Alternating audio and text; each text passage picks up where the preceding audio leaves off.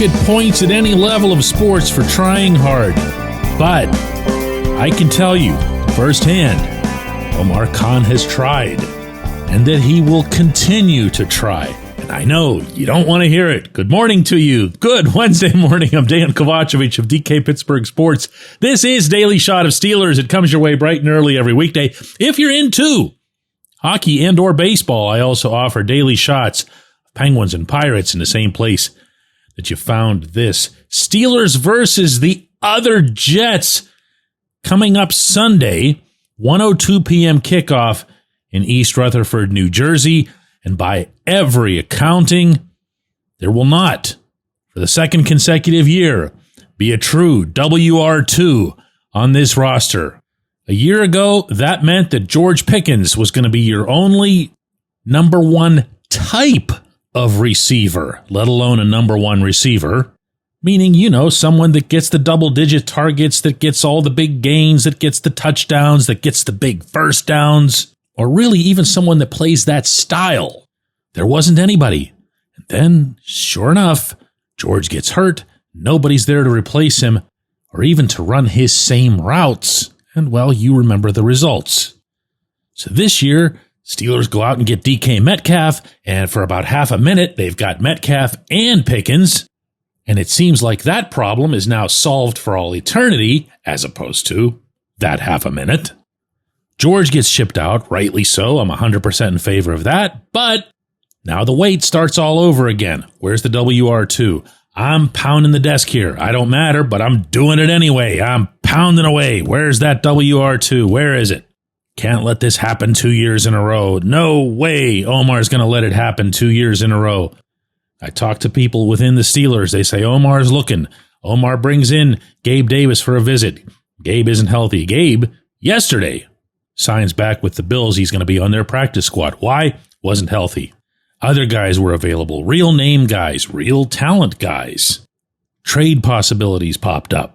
My goodness, there was a legitimate inquiry into Terry McLaurin, although that went nowhere and went nowhere fast. But at the end of the day, or at the end of the offseason, I should say, we're still looking at the same situation. A couple of different names, but the same circumstance. Metcalf is here, and your second guy is probably Calvin Austin. Your other guy in that mix is probably Roman Wilson. And after that, you've got Scotty Miller and Ben Skoranek. And then from there, unfurls the argument again, and this is from the team perspective, that you have to count the tight ends into this.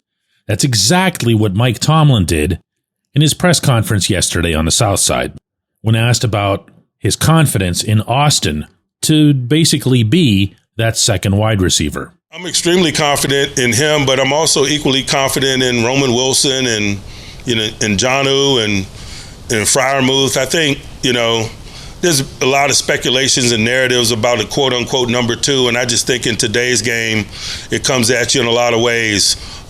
We certainly have unique depth and talent at the tight end position, and particularly in reference to new acquisitions. Jonnu is somewhat of a positionless player. Calvin is growing and has grown and made big strides a year ago. We've been really excited about Roman Wilson in team development, and so I'm less concerned about quote-unquote who occupies the number two position. It could be a variety of people depending on the circumstance. One thing is for certain, a talent like DK dictates a lot of schematics. And so his presence is going to provide opportunities for others, whether it's Calvin, Roman, Jonnu, Freiermuth. It's not a big issue for me or for us. Now, I'll reiterate, I'm completely in favor of fully acknowledging the tight ends' roles in this. Jonnu Smith caught 88 passes in Miami last season. That was more than any wide receiver on the Dolphins roster. 55 of those, you heard me right, resulted in first downs for Miami. That is an insane percentage of first downs to completions. You don't need me to lay out Pat Freiermuth's background. Both of these are pass-catching tight ends. Both of these are capable of being on the field in conjunction with multiple wide receivers. And for that matter, both of these are more than comfortable sharing a field with a third tight end who's also capable of catching passes in Darnell Washington. What none of them can do And no one associated with the Steelers with whom I communicate will speak to this specifically is replace Metcalf if needed. And I'll repeat, I'm not expecting anyone anywhere to come in as some kind of reserve and be as good as a $150 million wide receiver. That's just not going to happen. That's not the goal here. That's not the bar. Rather, it's to have someone who's... Think about what Mike Williams was supposed to be when he came in, all right? He had that background. He had that big catch, big playability. He had that frame. And as Mike would tell you himself, he'd been running those routes all his life. Well, no one here has done that. No one other than Metcalf. You can get big plays in other forms. I probably should have noted in conjunction with Jonnu that he's a big yards after the catch guy. But the part that I don't get out of all of this, if you had seen the Steelers get to near the end of the offseason and just run out of resources, just say, we tried, we gave it all we could, but we just didn't have the flexibility to do this or do that. They have the 5th most cap space, as you and I are communicating right now, in the league. More than $20 million, and that's without restructuring anybody. You could have even more if you wanted it. They haven't done any of that.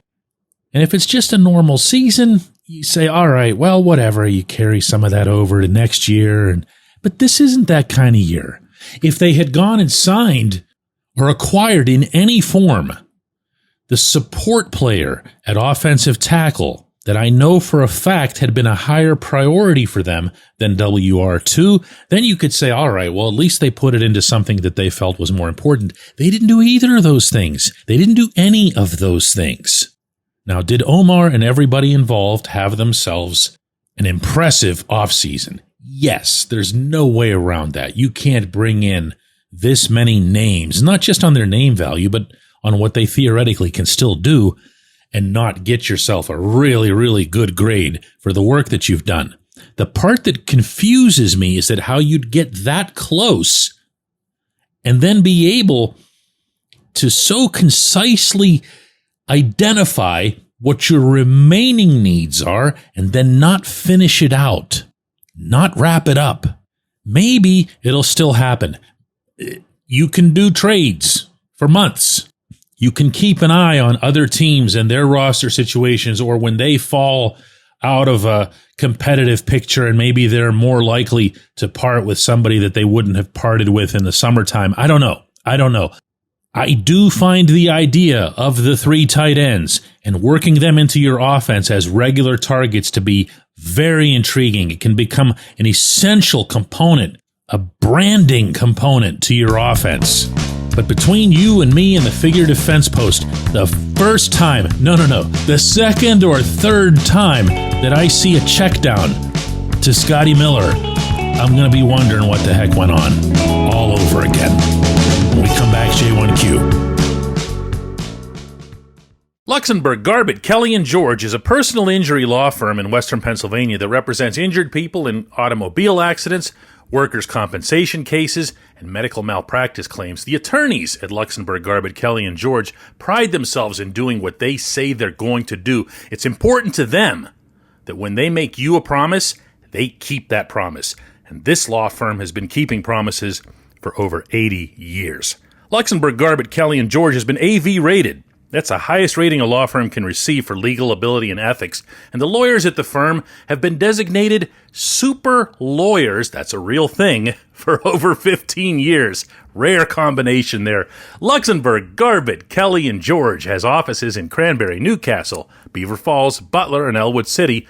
Learn more about them at lgkg.com or by calling 888-842-5454. Again, that's 888-842-5454. Hiring can be so time-consuming, sorting through tons of resumes, trying to get in touch with every potential candidate. Well, the future of hiring looks much brighter because ZipRecruiter's latest tools and features speed up finding the right people so you save valuable time. And now you can try ZipRecruiter for free at ZipRecruiter.com/audio. Over 320,000 new resumes are added to ZipRecruiter monthly. If you see a candidate you're really interested in, you can unlock that contact instantly. Use ZipRecruiter and save time hiring.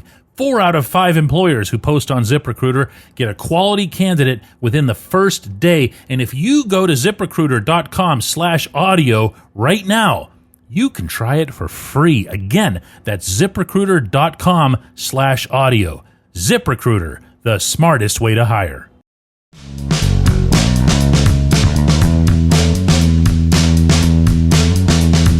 Today's J1Q comes from Larry Rosenthal, who asks DK, does Cam Hayward have the same agent as Le'Veon Bell? Just kidding, of course, but nobody's talking about Cam's agent dropping the ball on the contract he signed last year. He should have had a bonus or some other compensation for becoming an All-Pro, not a suggested I'll be back to ask for more if I make it.